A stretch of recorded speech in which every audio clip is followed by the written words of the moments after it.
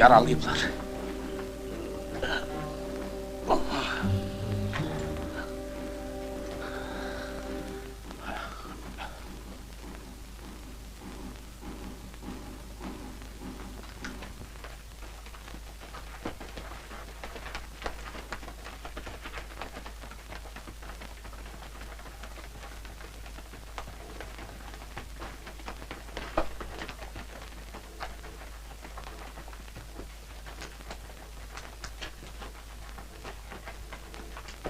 Bunların günahı nedir?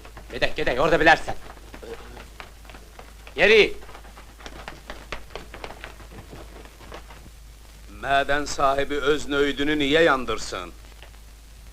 Hadi bu ne kötüymüş. Ay, ay, ay. Axı o nöyüden kızıl çıkardır. Sen laf yatmışsan ki, bu kızılları o kimin zəhmətiyle kazanır? Bizim, el odur ki atamızı yandırırlar da. Bayram ansınızdır. Sen? Şeylerini yık. Hı? Tez ol! Cehennem ol!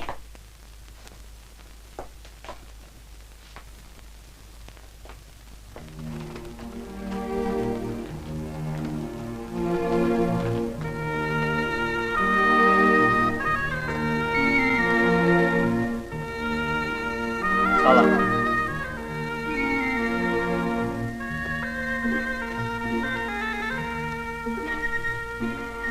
Salam.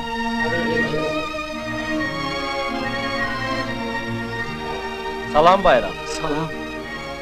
Əmim sizinle necə yola gedir?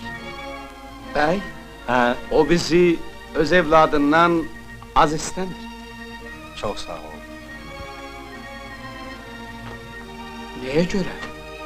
Sinirlava görə.